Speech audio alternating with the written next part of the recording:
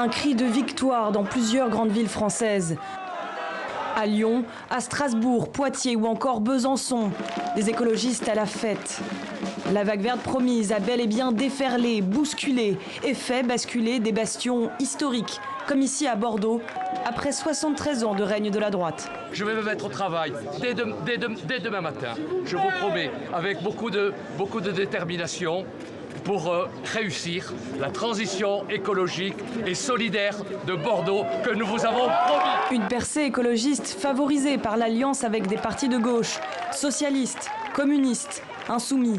Les prémices, peut-être, d'une unité à venir. C'est le camp de l'écologie, de la solidarité, de la démocratie. Quand on regarde toutes les villes en France qui ont été gagnées sur ce projet-là, que ce soit par des écologistes ou par des candidates et des candidats qui rejoignent ce projet-là, c'est énorme. À Paris, Anne Hidalgo, reconduite à son poste, revendique cet engagement aux côtés des Verts.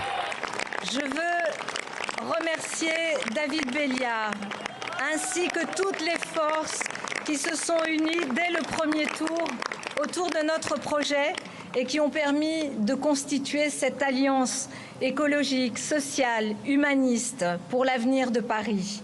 Est-ce que vous avez introduit dans votre logiciel l'écologie ? L'écologie, le mot du soir, du jour ou du lendemain. Avec une écologie un thème politique que la République En Marche tente de rattacher au wagon présidentiel. Il faut que nous arrivions à montrer que l'écologie qu'on porte, c'est une écologie qui n'est pas anti-science, pas anti-vaccin, pas anti-5G, mais qui est une écologie qui arrive à ne pas opposer les Français les uns aux autres.